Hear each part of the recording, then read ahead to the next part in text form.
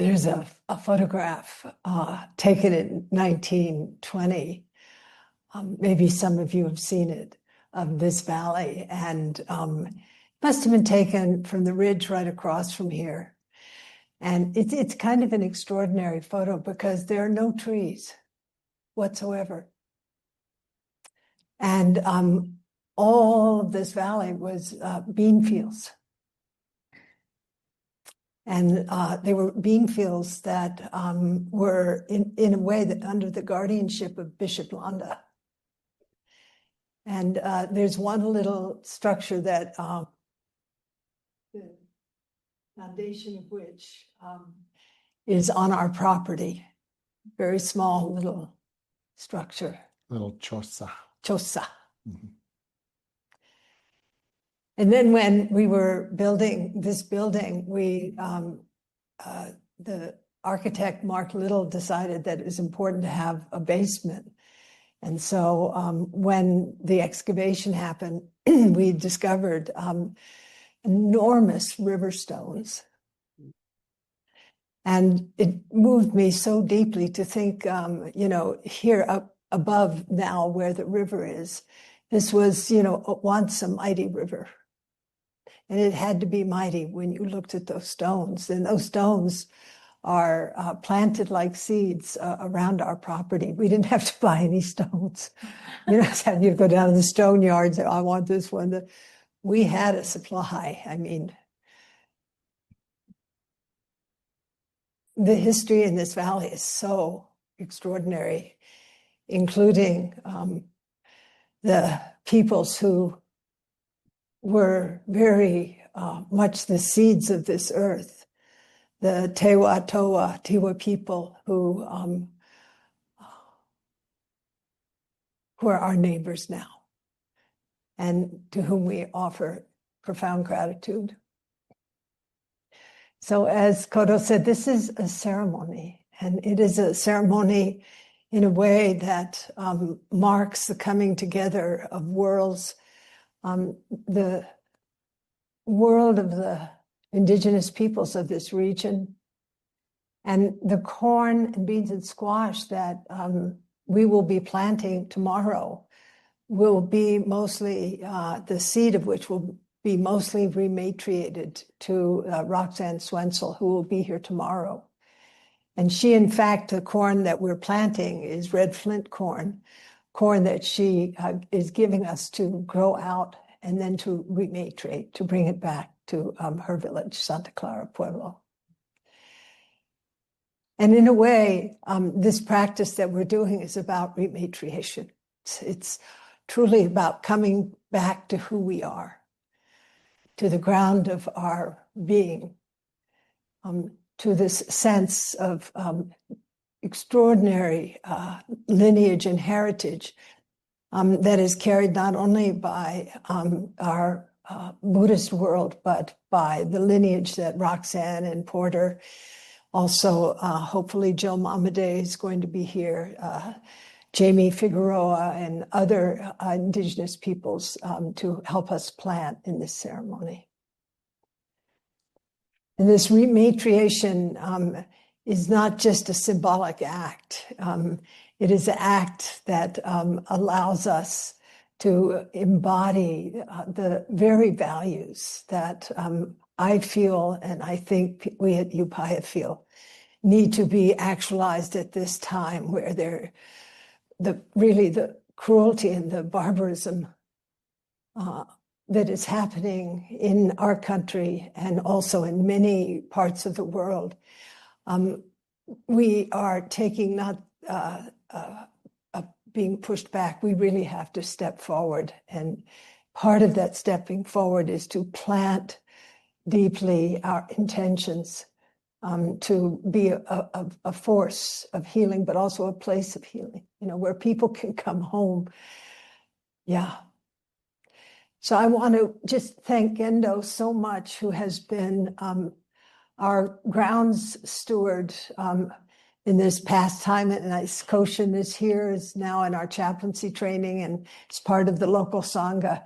just, you know, the love and the tending of this earth is so much a part of what Upaya is. If you saw photographs of this place 40 years ago, there were no trees. A few forlorn apple trees, and that was it. And every tree that you see that's just towering over the temple and over the various buildings have been planted in the past 35 years. And in a way, it's a tribute to what it means to stay in one place and to watch the change. It's really an amazing experience for me to have been here now 35 years and to watch these trees grow and the beauty and strength of the practice grow along with the trees. And Gendo, thank you for the beautiful way that you have cared for the land in this past period. Really. And Koshin, last year the same.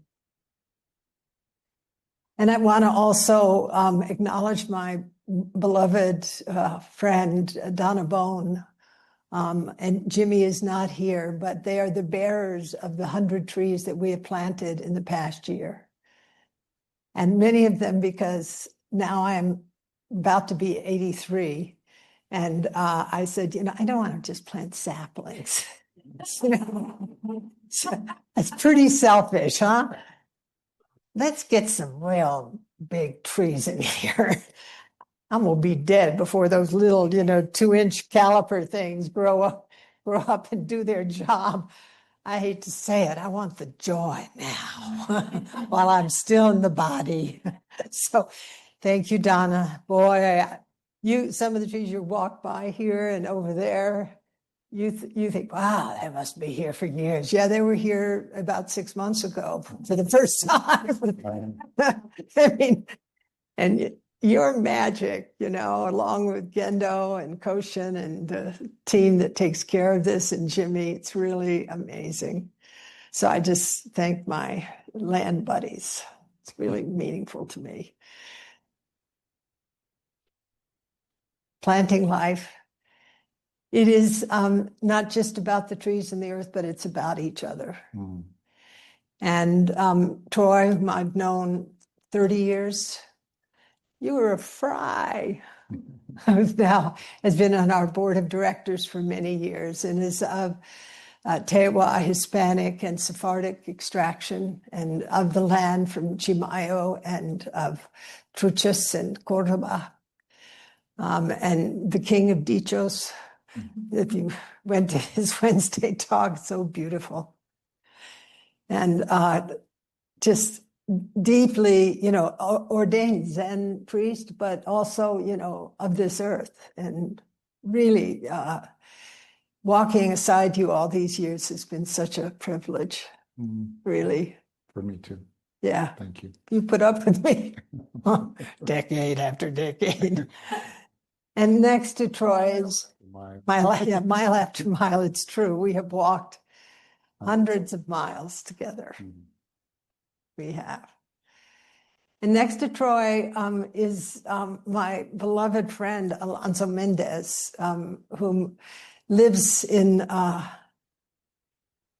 Valle, but comes from Tenehapa, which is in the Mayan area near San Cristobal. His father was the cacique of Tenehapa. And it's just out of nowhere, Alonso, you know, we connected and discovered we have 100 friends in common, at least, many of whom are in Mexico, because Alonso worked on the Palenque site, first as a machatero and then as an artist, a draftsman, working with the archaeologist in drawing the buildings that were being excavated, and as well studying archaeoastronomy, which of course he has also brought into his relationship with Chaco Canyon, and is in Ana Sofer's films and has just an incredible background. in this relationship between the heavens and the earth. And Alonso and Susan and their sons and I, and now Wendy, we became best friends, you know, in that watershed of where I live in the high mountains. But back here is, you know who? Wendy just became a grandma the second time. And the next one, that little seedling popped out a few days ago. So she warned me. She said, I think the baby's coming just right around the time of what Wendy has done for years, which is to come here in the winter, where we are in winter practice period, and where we go to Roxanne's and we rematriate the seed in the wintertime after our harvest in the fall. But also every early summer, Wendy comes and we plant together. And it is just, it's wild that you're, you know, here virtually, because you're not a virtual person. You're an earth person. But anyway, you did good, girl. You're doing right by your offspring's offspring. And Wendy will invite us into this mandala shortly, and will be with us as much as possible.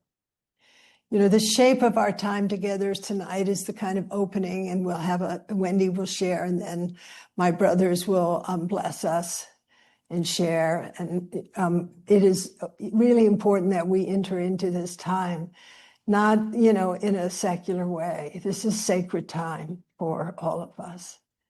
When you put seeds in the earth, it is a sacred act, and you're calling forth, you know, the elements to be one with this seed. And what is so remarkable is that, in a way, the corn is an expression of this valley. And it is not just an expression of one little piece of flint corn. The whole valley exists within the corn as it expresses itself out of the matrix of the earth. And that is exactly, you know, in the field of practice, that is what our practice is about. We are an expression through the medium of our practice of the world that we are a part of, and watering, you know, the seeds of our own nature so that we can give back to the world, no matter how fraught it is, how burnt it is, how barbaric it is, that we give back nourishing medium and to make another world good. Yeah. So I want to just say something personal. A few weeks ago, we discovered I have a little heart problem. And I'm actually so fortunate as to be going to Stanford next week to have major heart surgery. And I can't tool around like I usually like to, because I actually am not feeling peppy. And but I also can't get sick. So I'd like to hug everybody, including my old friends, but I have orders. Where's Wendy? From Dr. Lau. Dr. Lau is like this bad demon, like, get away from them, get away from them. And rest, Roshi, rest, Roshi. Because I'm actually I can't believe I'm having trouble getting my breath, and I'm really exhausted. So I'm going to be like a little old lady in this time. Please don't take it personally that I'm not hugging you. Stay away from me. Help me. Because I'm having, you know, I'm wanting to go like this. But also, I really, you know, I'm going to be 83 in July, and I'm healthy, but I've got to get this situation taken care of, or I won't live much longer. And I'm really grateful that I'm going to be operated on by the head of cardiothoracic surgery at Stanford. So I have the blessing of the best surgeon in the country to do this thing that I get to enter into as a practice. Yeah. Thank you, Wendy, for putting up with me. She just helped her father through a liver transplant, and now she's got another kind of organ recital to deal with. So I'm so sorry. But, the good thing is I'm otherwise apparently healthy, but I'm actually very at the edge with my current situation, like surprise. Well, dang. So, yeah, that's it. Anyway, I love you guys. Thank you for coming. No cards, no flowers. You can donate to the tree fund. Okay, please, no condolences. Thank Buddha this got discovered. No, really. So that's the good thing. So, little Bodhisattva, Earth Mother. Huh? What's up? Well, I want to begin particularly with gratitude for Upaya Zen Center, genuine upwelling of gratitude.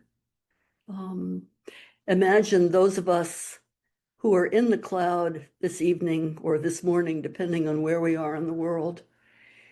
We are so deeply united by the force of gratitude, ancestral, born, and to be born. So Roshi, thank you for sharing the intimacy of your, you said a little heart problem, but it actually major, huge heart, and how much we love you. And really to spend a little time now, just as we begin and enter into the mandala, the mystery, the majesty, the story of planting life, let's spend a little time just settling wherever we find ourselves in this terrifying world right now, where we find ourselves. If you're wearing shoes, slip them off so you can rest your feet on the living earth. And if you're seated, it's a wonderful time to feel breath in the body, to feel breath sweeping the mind. And we settle with awareness and gratitude for the ancestral, earth-cherishing people that have tended the lands wherever we find ourselves this evening.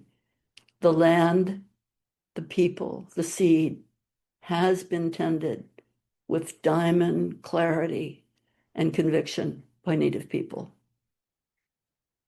As Roshi sang tonight, Tewa, Towa, Tewa, the language of the ancestral keepers of the way. I'll let that give you courage wherever you find yourself tonight. Breathing in and out. And again, deep breath in, all the way in. Bringing in all that is, all the way in.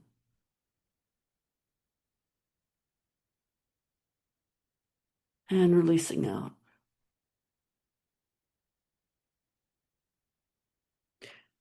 And one more time, feeling kindness, connection, kinship, kincentricity with the very place that makes you who you are. All the way in and out.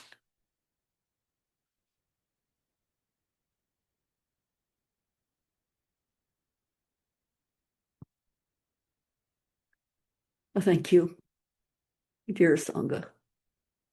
In a way, it's great, Roshi, and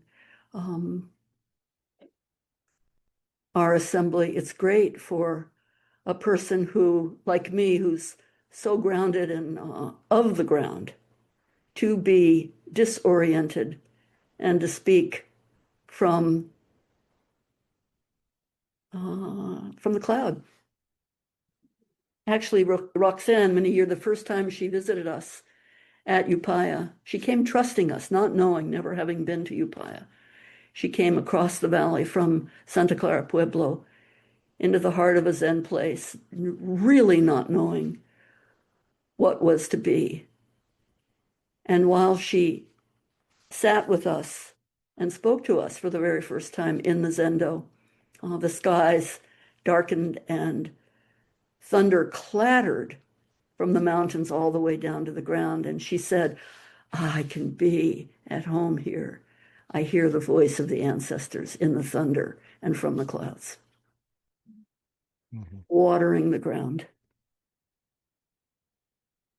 So this very important that this program is in person, and it's very important also that each of us in the far-flung Sangha finds our place where we are so that practice can occur.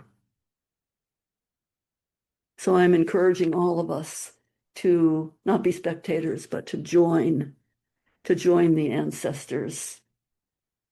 As Keido Troy reminded us on Wednesday night from the voice of his grandmother, Honey, let's keep patience and silence very close and unfold in this ancestral time. And of course, also as Keido reminded us through Roxanne, picking up, holding, I'm sorry you can't see, but tomorrow you'll be holding these ancestral seeds. I have them in my hands.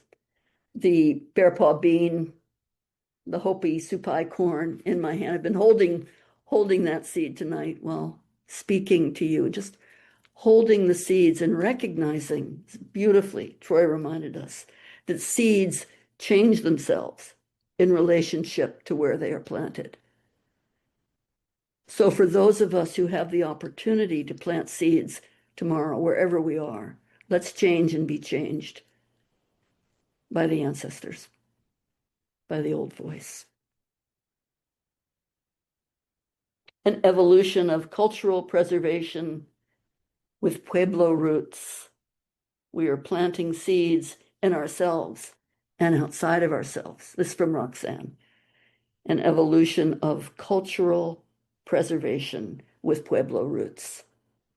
Planting ourselves within ourselves and also outside. So it's my pleasure just to remind us that we began this program in 2011 with a young chaplain, Emily Baker, who was serving at Upaya Zen Center, beautiful young leader, early in the chaplaincy program, traveling to Santa Clara, Pueblo, and receiving a gift of Hopi blue corn, the Tewa corn, a perfectly dark black ear, and bringing that back to Upaya, along with ancestral seeds from Española and from the Southwest, seeds of beans and beautiful old squash from Taos Pueblo. And we planted the first garden, Three Sisters Garden, right near the windmill, clacking, clacking, clacking above our heads. Made a little fence around it. Roshi was not quite sure. Are we really going to do this? What if it's a holy mess? I said, it will be a holy mess. Holy mess is the best kind of mess. And I promised her at the time, if it's really an offense, we'll take the fence down and we'll turn the garden back to the ground. Trust it, trust it. You'll know. But the seeds had their own way. And by the end of the summer, with thunder and rain and care and conviction, you could not see across the campus for the tangle of corn, beans, and squash, the ancestral Three Sisters. Jo, hey, go, those who sustain us. And ancestral breed, not corn by itself or beans by themselves, or squash, or sunflowers, or tobacco, but a monstrous majesty of magnetism and marvel growing together in community. Create a community together, a cultural revolution. coming and refreshing us. And the cultural preservation and resilience is revealed by the medicine in the land. This from Leroy Little Bear, Blackfeet Elder. Remember to find cultural resilience in the medicine of the land and in the trinity of crops grown together. 3 sisters, 3 treasures. And each of us willing to be undone by the mystery of it all. So a wonderful time is promised to each of you, especially as you allow yourself, as Katagiri Roshi used to love to remind us, settle yourself on yourself and let the flower of your life force bloom.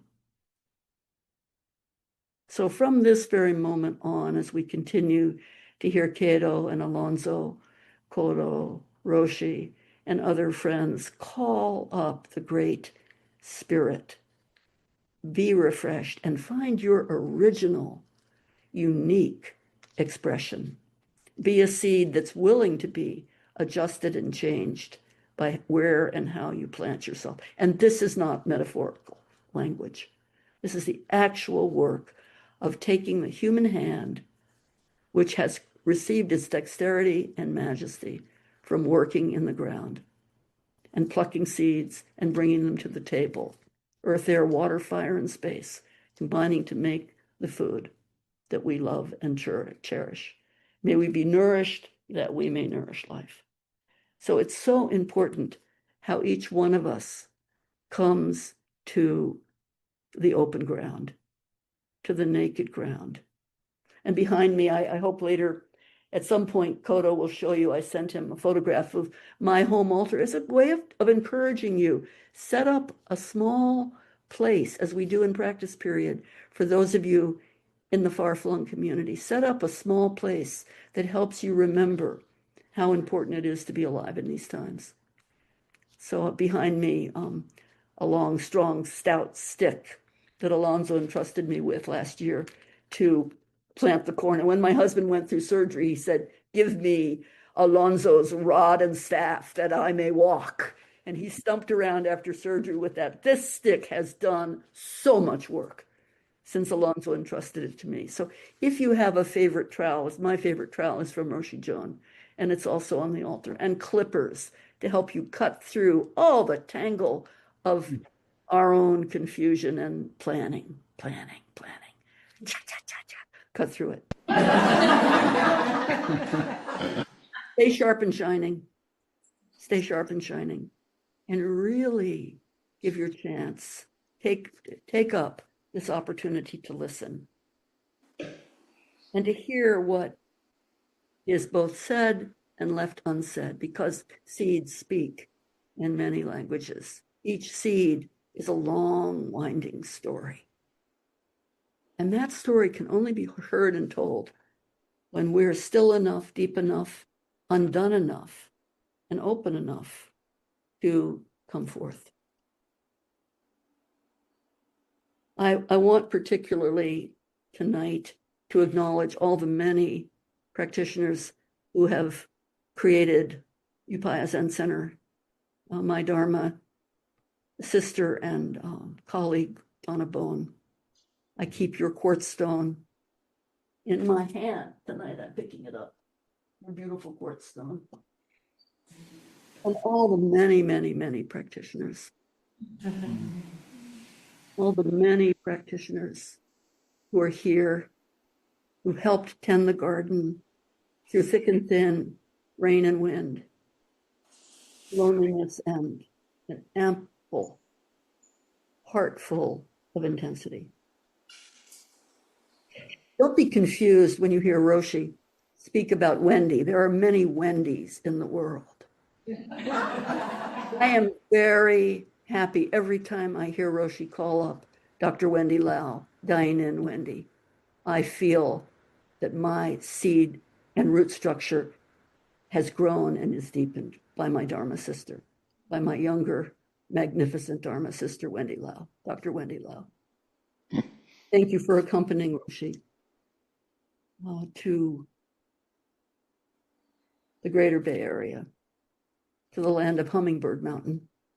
Our prayers are with you. Thank you, each and every single one of you, for your practice and for your dedication. And thank you, everyone, for letting those of us in the cloud have our own experience while you together manifest real life, not a ghost, in the way beautifully Troy Keido reminded us. Jambudvipa, that was the name of the garden where 6-year-old Buddha sat down and the earth opened and spoke to the child. And when you're with an open-hearted child or a newborn baby, as I had the deep pleasure to be just 7 days ago, when our little granddaughter Rose Catherine came forth, mighty and messy with blood and other substances, coming out and gave a strong, lusty cry, I'm here, here. When you have the pleasure and depth of that Rose Apple Island experience, that's the world the Buddha found when he sat still on the ground, hand, feet, and mind settled, so that he could change and be changed. Life, giving life to life. Nothing to fear, absolutely nothing. Last of all, 2 mudras. This morning, my next door neighbor surprised me. I don't know, I'm sorry you can't see this, but she surprised me with a little tiny globe, which I'm twisting right now. And in that globe is gold dust. It's a little bit like, one of those Christmas holiday globes. I shake it and gold dust flies around in the globe. Those of you who can sort of see. The globe, and then the globe settles. And there's a Buddha. No, a beautiful Buddha in the globe with right hand on the ground. Bhumi sparsa bhumi, bhumi sparsa, the earth touching mudra. During pandemic, when we couldn't gather but from the cloud, leaders at Upaya taught that mudra, putting the right hand on the ground, calling the ground Jambudvipa as our witness, till everything settles and the ground itself cracks open. The bodhisattvas pour out to help us do the work. So settling, let the gold settle, the gold leaves settle. Hand and mind on the ground, and the other hand lifted to show the naked palm. Look, I'm coming in Abhaya mudra, the mudra of no fear. I meet this tangled, terrifying, tremendous, tumultuous time with no fear, absolutely no fear. I have no weapons. I have no disguise. My naked hand, ready to work. My right hand on the ground as a testimony to doubt and shaking. My left hand lifted, palm exposed in the mudra of absolute trust and fearlessness. So, of course, the talk that Keido offered to us and the emblem for our time together, life always gives to life. There is nothing to fear. Thank you. Thank you for including me tonight. I feel so close to you, and I'm really looking forward to planting tomorrow. I have such a jumble of seeds, young and old, ready to go into the ground and to be one with you and with all beings wherever we are throughout space and time. Thank you for your practice. Wendy, I just wanted to share your altar. Oh, thank you. Let's see, make sure everybody can see it. Okay, there we go. So anything you wanted to say about this? You know, it's beautiful. Of course, the bouquet of roses is for guess who? That little squalling troublemaker who's just been born, and Jizo Bodhisattva protecting her, and a bunny hiding behind Jizo, and of course candles. Alonso's staff. The central figure is Black Tara. And look, she's showing the hand, I'm not afraid. And her right hand is out, touching the earth, a painting from Mayumi Oda, my favorite painting. And of course, she's coming out of the ionic fire, the fire of time, the flame of intention, black, Clara, mother, and her tears. Avalokiteshvara, born of the tear of Tara falling on the ground, springing up, each hand with an eye in it, the instinctive knowing what to do. And then leaning against the tanka. There's Roshi, the trout Roshi gave me so many years ago. And the pink corn you're going to be holding in Alonso's tobacco pouch, and gifts from Keido everywhere, and a beautiful rosary from Laura. Rubber ball. And the rubber ball, which has been bouncing. Our little grandson, Rose's older brother, when he sees the ball, he says, ball, ball, ball, ball, ball, ball. And he bounces it and follows it wherever it goes. And raw quartz, put right near the quartz. This quartz from Donna. And from Koshin, figure holding sage, a butterfly flying above it all. And in the far corner, you can see a bag to put everything in when it's time to travel. Also a traveling bag from Alonso. Well worn, made of the earth. And this altar stays up all the time we're together. On the wall, Hopi blue corn, Tewa blue corn, Seneca white corn from the Haudenosaunee, keepers of the Western Door, red corn from Oklahoma, matriated by a young student with whom I had the deep pleasure to work, a student from the Cultural Conservancy, Maya, bringing forth and rematriating her ancestral corn, which was hidden in a vault. And she went and made a plea to the keeper of the seed vault, please give me some of the seed of my ancestors so I can grow them out again. They've been in the vault too long. Quite illegal for me to do that, said the vault master. But if a seed or two should fall in your hand, what can I say? And my way with a few ears. And now we have bins and bins and bins of that beautiful red corn, an ear of which is hanging on our wall. But most of it has been rematriated to Oklahoma and to Quapaw people in Southern California. The long braid, the long trinity, Johego, those who sustain us. Yeah. And this is a working altar. Everything in it will be used tomorrow. So much love. Thank you, Kodo. Thank you, Wendy.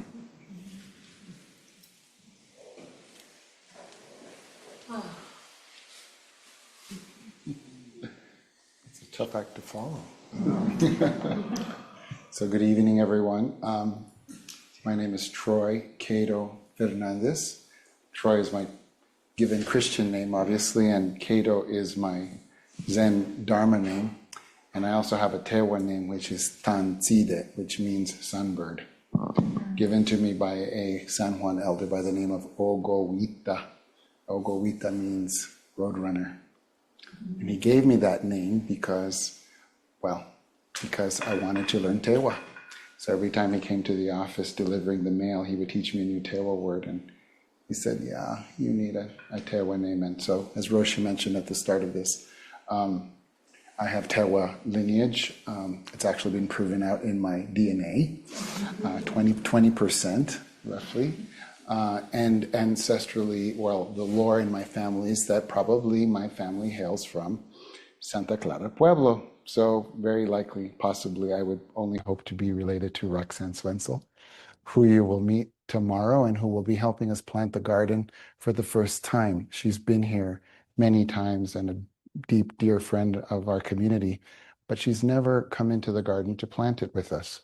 So that, I hope, will be a very special treat for us.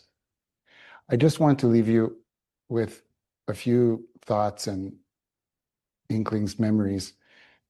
Wednesday, when I was recalling being here in this serene mountain hall and calling to mind this idea of querencia, this place that we all long instinctually to return to, this kind of what I like to call the place that loved us into being.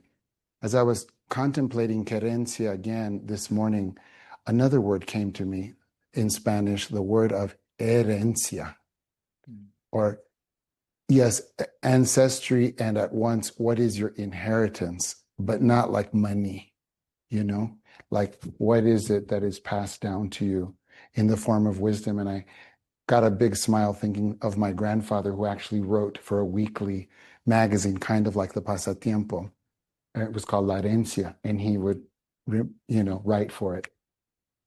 And I was thinking in the form of this herencia, well, what is our herencia? Where do we come from? What's important? And I then flashed to 2 weeks ago. I happened to be in the village of Chimayo, where I am from, one of the villages where I'm from, and we were celebrating San Isidro Day, blessing the fields there, these ancient fields in that very beautiful old plaza in the middle where gardens would have grown, going all the way back to the 1700s. We're rematriating that land as well, and I'm on that board also, the Chimayo Cultural Preservation Association. And what was funny is that all these people gathered there, and there was beautiful accordion and guitar music, making lively the festival. And they had called upon the local Catholic priest to give a blessing. And out of nowhere, someone says, well, we hear you're a Buddhist priest. Can you give a blessing? Yes. So Father Sebastian gets there, a Korean Catholic priest, by the way, and he remarks, "Oh, I'm only going to talk 30 seconds." And I said, "Well, Father, I'm only going to talk 23 seconds." And he says, "Oh, you win. You go first." And what came to me immediately, as I delighted as a boy, speaking of my herencia and my querencia, I would ask my grandmother, "Abuela, dime cómo eran los tiempos de antes. Tell me how times were. How was it back then?" And almost always she started, it didn't matter how many times I asked her that question over the years. She said, "Ay, vieras tú cómo se ayudaban. Oh, you should see how they helped each other. Everyone gathered to help each other, whether it was to chop wood or plaster the adobe house, or to, barbechar, to winnow the wheat, cosechar, to harvest the crops, to apodar, to prune the trees in the orchard." So when I got up for my 23 seconds and could only think of, well, what is a Catholic prayer and what is a Buddhist prayer? I could only think of the human prayer. The human prayer that can't be divided by creed or age or gender or political philosophy. It's this idea of togetherness. And I got warmed just now thinking about what happened. My niece, one of my nieces, she's 3 years old. Her name is Luna. The moment I got up there to start to say, this is what we do, this is the blessing that we have in front of us, is our unity. My niece came and grabbed my leg, and she stood with me on that, altar ground.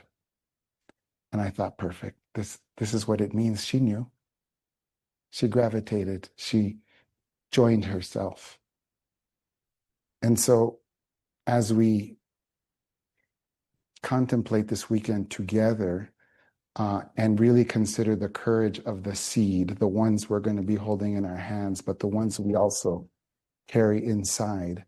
The invitation is to give yourself, if you can, completely, even to a process you don't know what it will be. I promise it's going to yield you what you need. And that's part of the blessing of doing this every year. I'm not going to lie, I get a little nervous every year. I'm like, what more could I say? What more have I done? What other dicho can I pull out of my hat? And then I'm reminded, just as we chant, there is no teacher of north and south.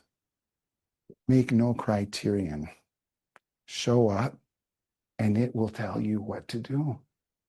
That's how it is. And all the things that are extraneous and don't matter will just flit away like chaff in the wind, really. So it's my pleasure, it's my honor. I'm going to try, like you, to just give myself to this time, to this beautiful earth, and really to our togetherness. It's essential. It's essential. It is our prayer. It is our gift. It is the medicine of this time.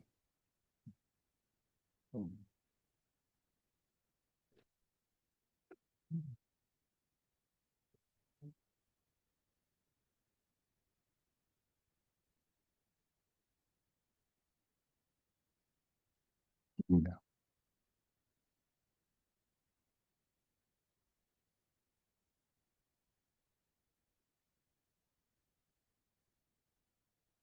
Well, first of all, I would like to ask the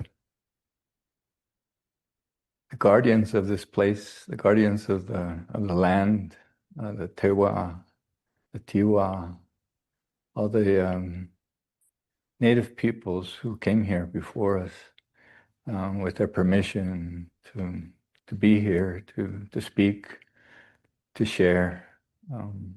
May they bless this action that we're about to embark in and to take, to give us the wisdom of the many years that are evidenced here in the land.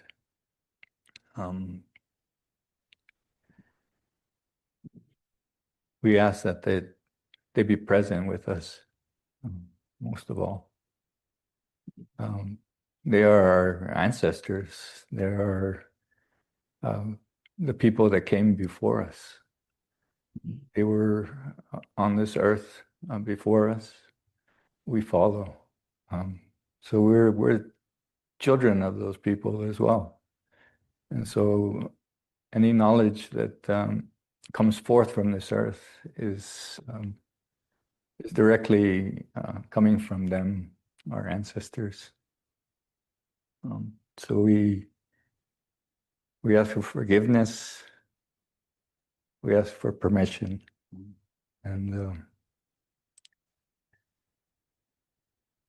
when we begin our task and our toils of planting, I need to remind you that this is a joyous act. It's an act of renewal. It's an act of regenesis. And so enjoy yourselves. Take part in this. Put your hands back in the soil where they belong. I love how Wendy expresses that, and I so dearly miss her presence here, even though she's watching over my shoulder. Her wisdom is so infectious, and her joy for planting is really something that sparks a fire inside of me. Mm-hmm. And I felt that coming here to this country, coming here to this land, need to reconnect.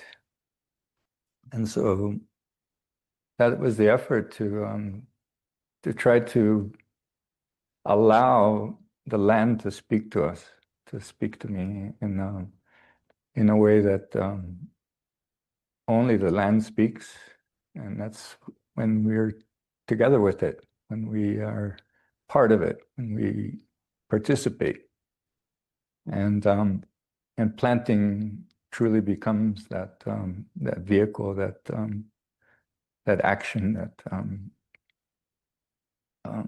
allows us to really learn from the land. It's so easy to forage and hunt in the supermarkets these days. more and more we're seeing that it's harder and more difficult for our pocketbooks. And so today, planting becomes an act of survival. We see that coming, and over the course of the couple of days, we'll share examples of that, of how humans in the past have survived deep changes in governments and policies and in politics and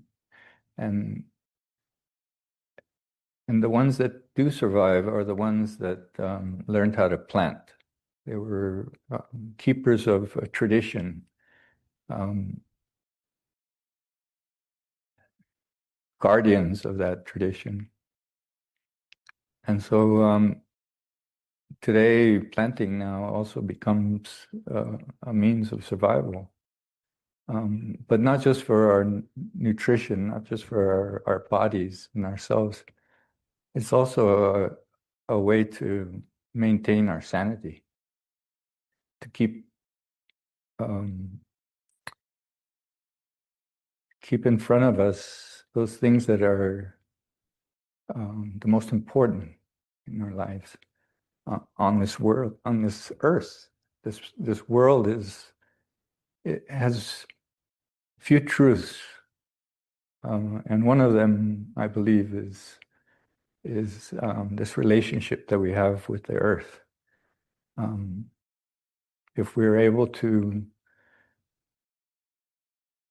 treat living things around us with the same love that we treat our families, our children, then those are the things that sustain us. Those are the things that are going to transcend and make us whole again, make us connected once again to the earth.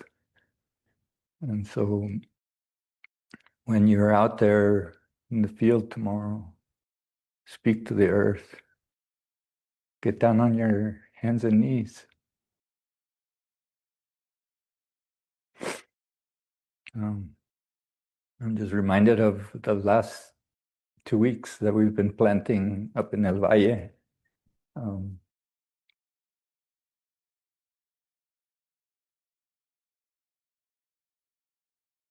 Cleaning the soil, taking away the stones to allow the seeds to make their way through the earth, making compost.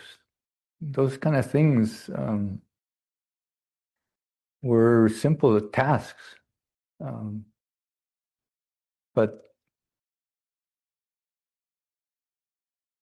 and I find myself oftentimes talking to myself while I'm doing this. And if somebody, I always laugh, because if somebody had seen me, in the field by myself there, talking and saying things to the plants, they would think that I'm a little, I'm a little touched. Touched. And so I am, and so should you all be as well. And so when you come to the earth tomorrow, and work it with your hands, and make the soil tender for the little seeds, our little bones that we plant. Those are the things that make the plant grow, I believe, that dialogue that we have with it. And so we'll talk more about that. I'll share what I have, what I've learned. And the way I've learned things is sometimes very backward. In Mexico, in Palenque, when I studied at the site,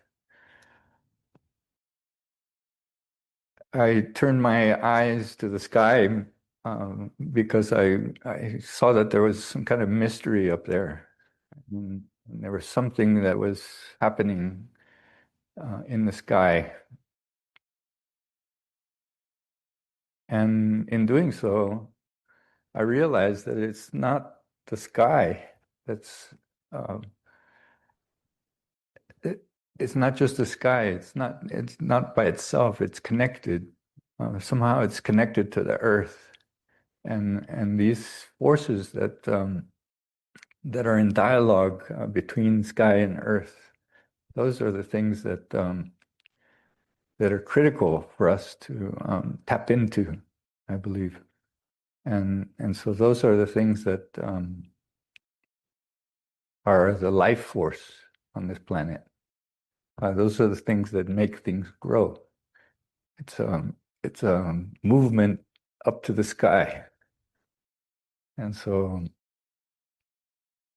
we see that happening. It's it seems that there's two actions on the earth. One is a vertical action. One is a lifting action. It's growth. It's life. And then later, as we get older, as we fade away, just like the plants do, they bend and they fall and they come back to the earth. So too will we. And so we accept that. This is another force in nature. It's bringing us back home, bringing us back to the earth. So that's, it seems we need to allow ourselves to feel that. It's a very, very strong force.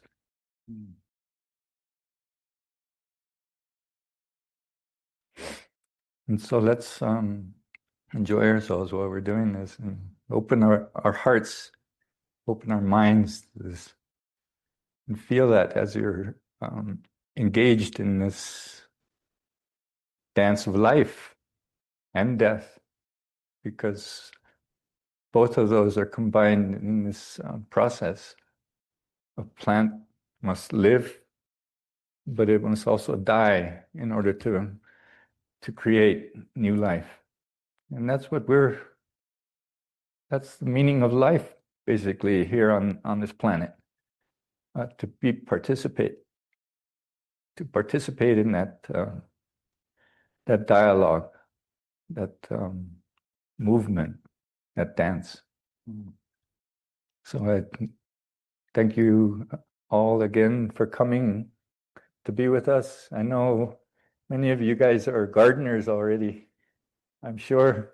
And so in many ways, I'll be preaching to the choir here, but I know that you guys have a lot to share as well. And so please, for us, this is a learning experience as well. And I look forward truly to be in the presence of Roxanne. Together, we've been caretakers for some of her ancestral corn. And that was a great honor. It's truly a great honor in my life. And I would love to learn more. I want to connect again. I want to feel part of this earth. So thank you all for being here and making this adventure and this act a truly joyous one. Let's do our best to make that happen. Thank you. So I'd love, actually, if we could put our cloud people on with us. We've had the glorious Wendy overlighting us like a beautiful angel with, I think her hair looks like whipped cream. I tell you, maybe I'm thinking Doshin, she knows. We had some cake and whipped cream the other night, and I thought about you, Wendy. I got into the whipped cream, and I thought about your beautiful whipped cream hair. But It's so amazing. Alonso is and Troy and Wendy saying, to be able to be in this space, and also in this earth, but also to be able to have people from all over the world in the cloud, and I think of Alonso looking up into the heavens, and there you are. So many angelic presences, but not angels yet, I hope. I just want to take a few moments to invite our community here. Do we have a roving mic? Yeah. Just, and then a few from our cloud community. See Marianne and Douglas and Mary and Nancy and Ed and Jody. Kathy, good glasses. Ruth Dittmar is okay. Vanda. Hi, Vanda. Are you in bed?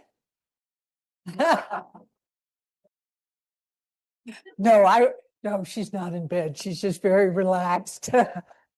Yeah. Wonderful. Oh, this is poor Vanda. I didn't mean to do that to you. You're just down the road, girl. Why don't you just come on? I'll see you tomorrow. That's, dang. All right. So, roving mic. Just, I'd love for 3 people in the space, but actually, I just want to, before we, Monchin and Sagan, we love you. Okay. Just 3 people in the space, if you would raise your hand. And, I'd love to hear what's, as, Wendy and Alonso, Troy, and to my little extent, what's alive in you right now as you sit in this space and hear the reflections from our good family here. So, and yeah, but first, I'd love to see who feels that they are gardeners, natural gardeners. Oh my Buddha. And also, yes, online. Wow. That's a lot of green thumbs. That is just fantastic. Thank you. Okay. So just 3 people in the space here. If you just raise your hand, and Kodo will bring a mic to you. Yeah. I was just saying, and could you say your name? Stand up there. Hi, I'm Aubrey. This is my first time at Upaya. I accidentally rose my hand. But when someone hands you a mic, you should take it. I was just saying to my friend, I'm not a gardener. I would like to be, but I see myself as a soul gardener. And I can see that amongst a lot of friends here. So thank you for having me. And I'm looking forward to this very much. And where are you from? I'm from here in Santa Fe. Oh my goodness, wonderful. Yeah. And I know I've recognized a few friends, dancing friends, and from different communities. I teach at Southwestern and I'm a counselor. So wonderful. Thank you. And I've been looking forward to meeting you for a while. I've read your book. Wonderful. Thank you. Yeah. So we share a watershed. That is wonderful. What another person? Don't be shy. Okay. And if you wouldn't mind standing up, that would be wonderful. And say your name and your bioregion. My bio, Dee and Florida. Wow. Okay. I just thought that they're just a fire. It's hard to explain in words, but I feel that in our group. And I love this word that Hildegard de Bingen had. It's viriditas, which means, the fire that pushes through nature, through the plants, especially. And so I feel that. And also when Wendy went like this and her little trowel and tools were there, I thought, yeah, this is a great tool. This is wonderful. Yeah. We got lucky, but also we better use this tool well. Thank you. One more person in the space. Yeah. Please stand up. Maraming salamat. Thank you very much for hosting this space. I very much appreciate the invocation of the ancestors. I have been on a lifelong journey of decolonization, and it has been quite the privilege to, find my kapwa here and speak Tagalog in this sacred land. Thank you so very much for hosting us all. Oh, thank you so much. Maylene Hamto from Denver and Alamosa. Okay. Well, welcome to this home, querencia. And could we hear from 3 cloud beings? Yeah. And if you would raise your digital hand, Manny will bring you through. Otherwise, I'll start with Veronica, who I know is in Texas right now. I am in Texas, Roshi Joan. Thank you. I don't have a green thumb. My mother does. And I'm still reading Wendy's book, but it's just such an honor to be here, to learn. The talk on Wednesday touched my heart so much. And to tend to the seeds within and tend to the seeds of earth and to listen to Mother Earth. And so I will be out in the garden when you're in the garden. I'll be dragging my mom out there and learning, but I'm just grateful to be here and always grateful to connect with you, Roshi Joan. So thank you for everything. It's such a blessing. It just fills my heart and soul and inspires me to do more, serve more in so many ways. So thank you. Oh, it's so wonderful. And Veronica works with kids. Could you guess that? Yeah. Yeah. If I were a kid, I would definitely sign up. I love you, Roshi Joan. Wonderful. And Art, hi, Art. I hate to do this to you, but anyway. I could feel it. I was like, it's coming. Hello. I'm in the land traditionally stewarded by Muncie Lenape. I'm in New York City, and I just feel in this moment a very thunderous quiet. I don't know, just like a little bit on fire, but also centered. And I'm coming into this mandala in a lot of turbulence. I'm like packing up my apartment and just and New York City is such a sad case of modernity, just covering our connection to the land. But just in this moment, I feel so connected to the many intertwined histories that bring us to this current moment, and the cycles of time that are rebirth in our remembering the earth, remembering our stories, remembering our peoples, our languages, our connections. And it feels very sacred to be gathered here with you all. Oh, so wonderful to see you again so soon. Thanks, Art, so much. Maybe one more person who won't feel victimized by me calling on you. One little digital hand. If not, Vanda. Okay. Good, and I am very relaxed. This is the room with the best view of the sunset. I just feel so moved. This will be the 5th time of planting, and I want to put a word in for the Lemonade Brigade. Last year we began this, I hope it'll be a tradition, of supporting those who are planting with refreshment. So I realized I was in Trader Joe's this morning buying 30 pounds of lemons because that is how many pounds it takes to refresh you all tomorrow. I just need 2 or 3 helpers, so come find me. That's the and wonderful. Okay. Oh, got it. Yeah. So I would love to just teach us the meal chant, but to sing it. You know, we do it kind of as sort of very flat Buddhist style, but you know how to sing it, right? You can help me because my voice is a little boof. Earth, water, fire, and space combine to make this food. Numberless beings gave their lives and labors that we may eat. May we be nourished that we may nourish life. Let's do it again. Earth, water, fire, air, and space combine to make this food. Numberless beings gave their lives and labors that we may eat.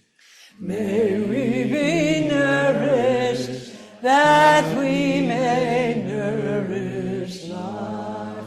One more time.